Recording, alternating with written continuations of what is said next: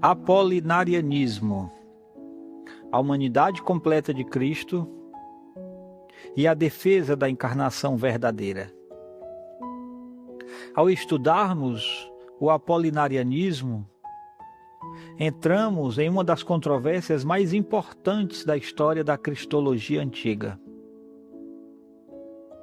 Porque nela a Igreja precisou responder de maneira extremamente precisa a seguinte pergunta: o que exatamente Cristo assumiu ao tornar-se homem?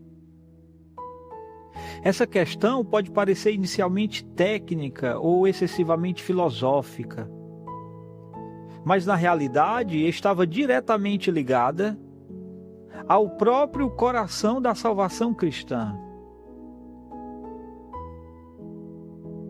A Igreja antiga compreendeu progressivamente que qualquer erro acerca da humanidade de Cristo inevitavelmente iria compreender também a compreensão correta da redenção.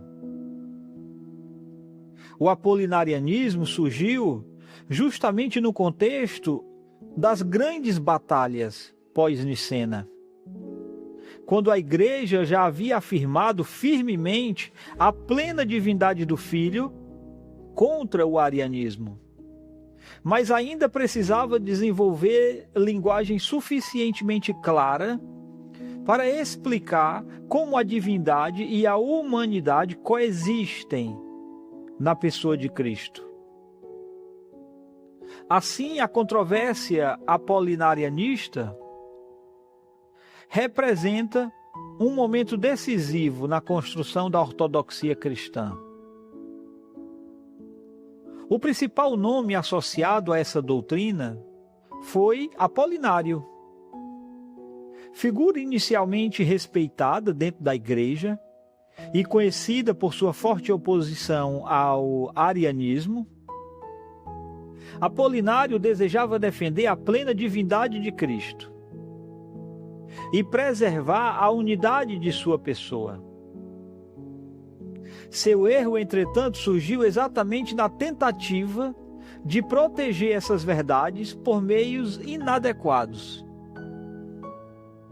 Temendo que uma humanidade completa em Cristo produzisse espécie de divisão interna entre duas personalidades distintas, Apolinário começou a ensinar que o Logos divino teria assumido apenas corpo humano e alma sensitiva, mas não mente racional e humana completa.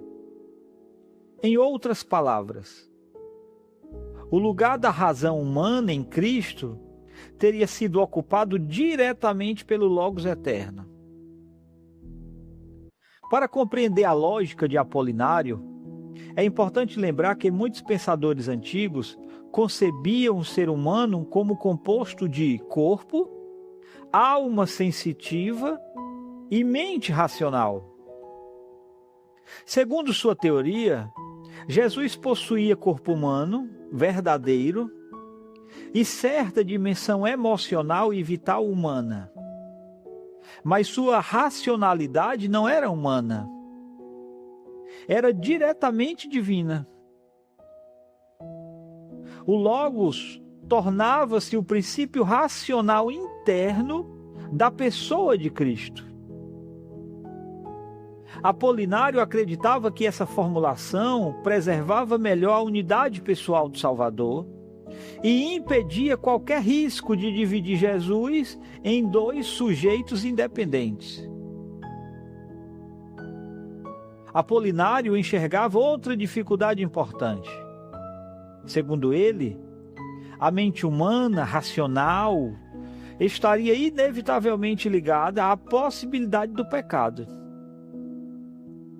Se Jesus possuísse mente humana completa, como qualquer outro ser humano, então existiria potencial de conflito moral interno incompatível com sua perfeição santa. Ao substituir a mente humana pelo Logos divino, Apolinário pensava garantir impecabilidade absoluta e unidade perfeita na pessoa de Jesus.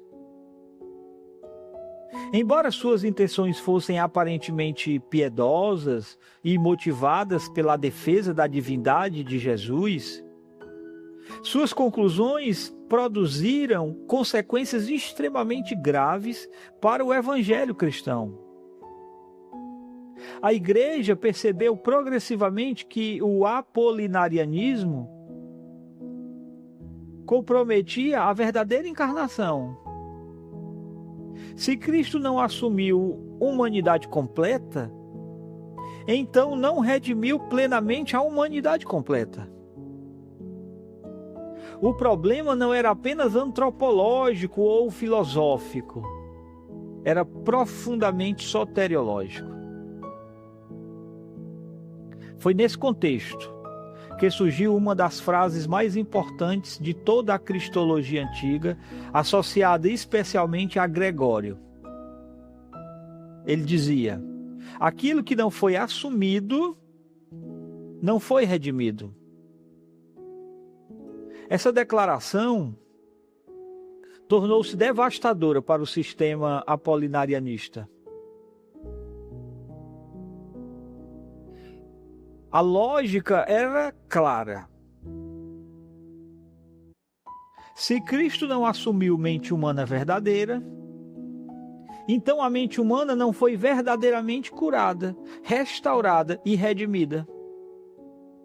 A salvação cristã exige que o Filho de Deus assuma integralmente a natureza humana caída, exceto o pecado. Para restaurá-la plenamente. A encarnação não pode ser parcial ou incompleta. A igreja compreendeu que a humanidade de Jesus precisava ser tão completa quanto sua divindade. Ele não veio apenas para ser homem ou assumir fragmentos da condição humana. Tornou-se verdadeiramente homem em toda a plenitude da existência humana. Isso incluía corpo humano, emoções humanas, vontade humana, inteligência humana e desenvolvimento humano real. O Evangelho afirma que Jesus cresceu em sabedoria, sentiu fome, tristeza, cansaço e enfrentou tentações reais. Sua humanidade não era mera aparência, nem humanidade reduzida. Além disso, o apolinarianismo criava sérios problemas para a compreensão da obediência de Jesus. O Novo Testamento apresenta Jesus obedecendo perfeitamente ao Pai como verdadeiro homem. Entretanto, se a racionalidade de Jesus fosse exclusivamente divina, então sua obediência humana perderia a autenticidade. A redenção exige precisamente que Jesus obedeça ao Pai como verdadeiro representante da humanidade. O segundo Adão precisava triunfar onde o primeiro falhou. Isso somente é possível se Jesus possuir humanidade completa. Outro problema importante estava relacionado à mediação de Jesus. O Novo Testamento apresenta Jesus como mediador entre Deus e os homens, precisamente porque ele participa plenamente de ambas as naturezas. Se sua humanidade é incompleta, sua mediação torna-se igualmente incompleta. A Igreja Antiga percebeu profundamente que a obra redentora depende da união verdadeira entre plena divindade e plena humanidade, em uma única pessoa. A reação ao apolinarianismo foi gradual. Muitos teólogos inicialmente respeitavam Apolinário devido à sua oposição ao arianismo. Entretanto, à medida que suas formulações tornaram-se mais claras, cresceu a percepção de que sua cristologia comprometia a verdadeira encarnação. Os chamados pais capadócios exerceram um papel decisivo nessa resposta, especialmente Basílio de Cesareia e Gregório. Eles insistiram que Jesus possui humanidade completa, sem deixar de ser plenamente divino. O primeiro concílio de Constantinopla condenou oficialmente o apolinarianismo, reafirmando a plena humanidade de Jesus. Esse concílio tornou-se continuação fundamental da obra iniciada em Nicéia. Se Nicéia havia defendido a plena divindade do Filho contra o arianismo, Constantinopla ajudou a proteger a integridade da verdadeira humanidade de Jesus. A controvérsia apolinarianista também preparou o terreno para debates cristológicos posteriores, ainda mais complexos.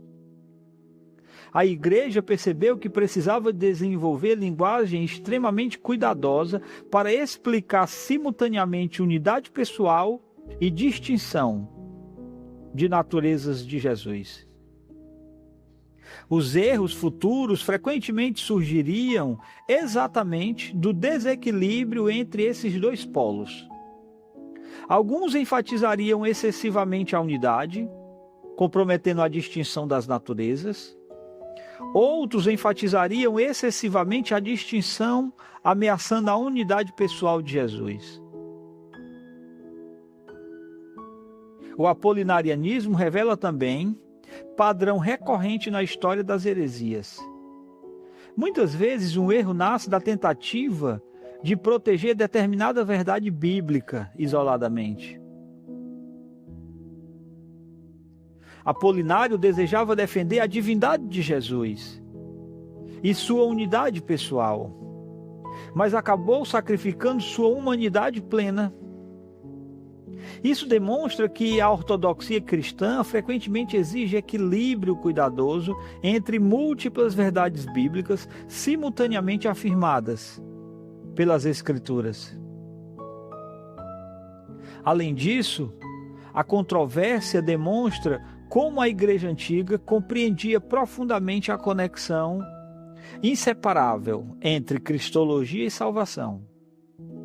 Debates aparentemente abstratos sobre a constituição interna da pessoa de Cristo possuíam consequências diretas para o Evangelho. A pergunta "quem é Cristo?" jamais podia ser separada da pergunta "como Cristo salva?".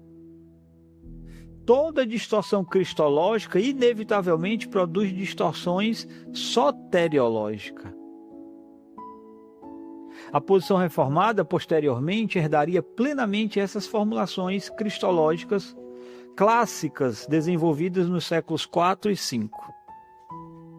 A fé reformada reconhece que Cristo é plenamente Deus e plenamente homem.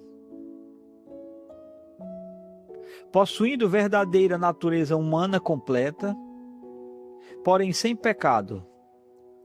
Sua obediência ativa, sofrimento substitutivo e mediação sacerdotal dependem precisamente dessa humanidade integral assumida pelo Filho Eterno. O estudo do apolinarianismo permanece profundamente relevante também, porque tendências semelhantes reaparecem constantemente ao longo da história. Sempre que a humanidade real de Cristo é minimizada, espiritualizada ou reduzida, surgem ecos dessa heresia.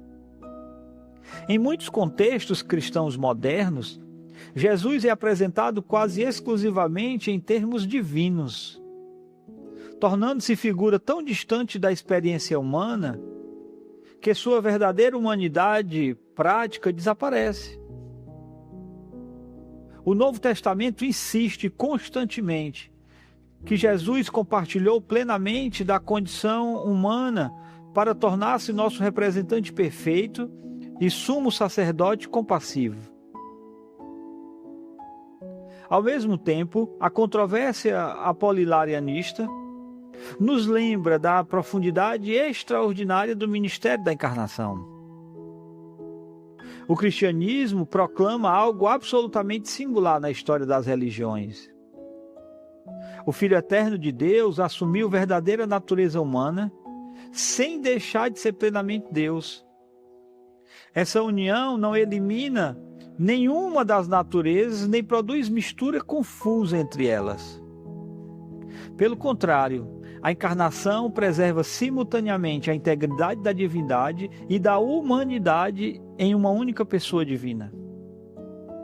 O apolinarianismo foi finalmente rejeitado porque a Igreja compreendeu que somente um Cristo plenamente humano poderia redimir plenamente os homens. O Salvador precisava entrar integralmente na condição humana para restaurá-la, integralmente. Por isso, a batalha contra Apolinário tornou-se momento decisivo na defesa da verdadeira encarnação e na preservação da esperança cristã de redenção completa da humanidade em Jesus Cristo.